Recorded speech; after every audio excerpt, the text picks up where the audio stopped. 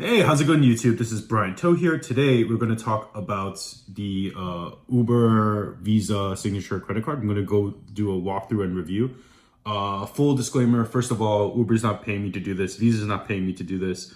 I don't advocate uh, the I don't advocate you getting a credit card and racking up debt and ruining your financial health.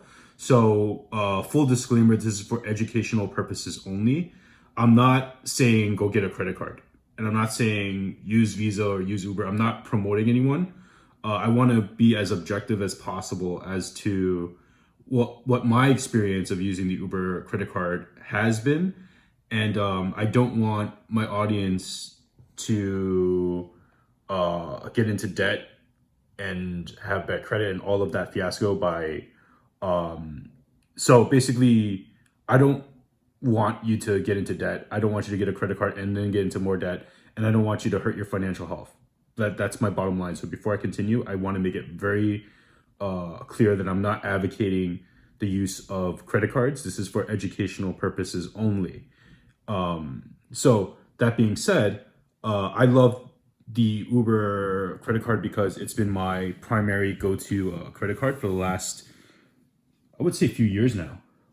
Their policies have changed. Today is November 6th. So what I'm saying is their benefits, and I could be wrong about certain things, but it's November 6th, and this is accurate to my knowledge as of November 6th. So why would anyone get a credit card to start? Well, because you want to borrow money because that's what a credit line is.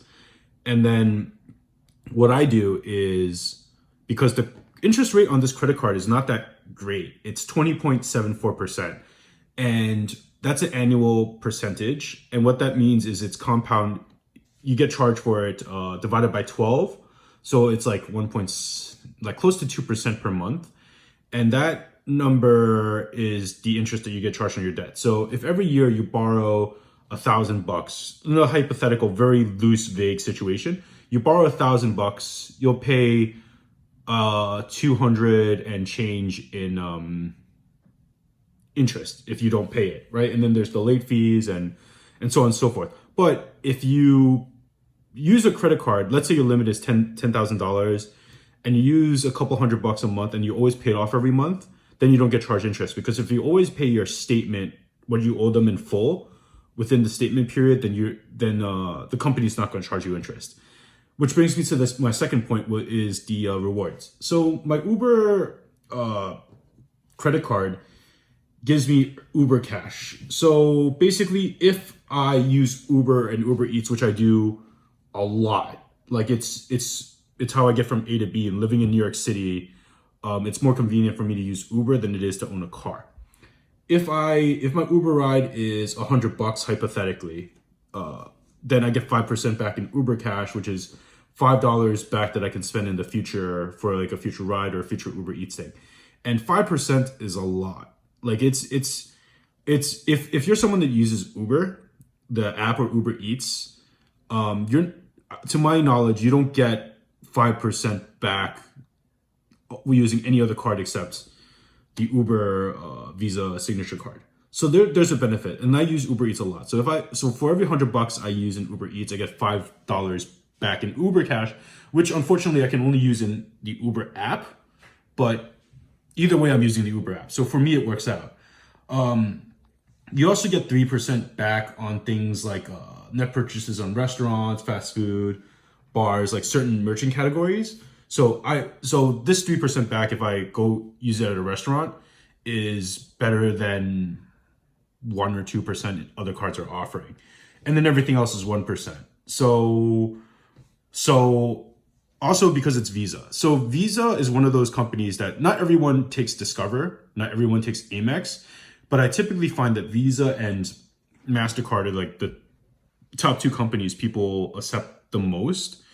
And having a credit card is safer than cash, because if someone mugs me for $1,000 in my pocket, if I'll report, I'm not getting that back.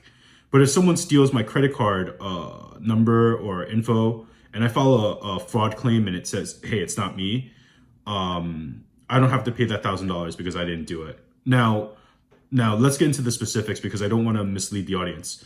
If I have the card in my possession and they steal my identity and my card or whatever, then I don't owe anything. I think that's what the federal law is. And if they steal my physical card, I think I'm at most maximum liable for, I don't know, $25 or $35. Don't quote me on it, but it's one of those two numbers. But basically, that's the aspect of using the credit card. So if I use it every month, I finish using it, I pay it off, I don't have to pay the interest, I get the 5%, which is either way I would be spending the money on Uber Eats or Uber, the rideshare app. So that's the benefit. The other benefit is that they give you a free FICO credit score access online. So it's kind of nice to know where your credit stands, and it's free, so you don't have to pay for it. There's no annual membership fee for this card. So I don't have to pay any money every year to have it. I apply for it and I have it, and then that's it. I don't have to worry like I have to pay $100 a year, $200 a year, $500 a year. So that's kind of nice. The other aspect of it is that there's no foreign transaction fees. So if I use this card in China, Hong Kong, Europe, Canada, or whatever, that somewhere that doesn't take US dollar, but they take Visa, I don't have to pay a transaction fee. So if I'm spending $100 in goods, I don't have to pay 3%, which adds up to a lot. Like if I spend like $10,000 to use like an arbitrary number, I don't have to pay $300 in fees, which means I can buy a used PlayStation or something. So that's kind of a benefit.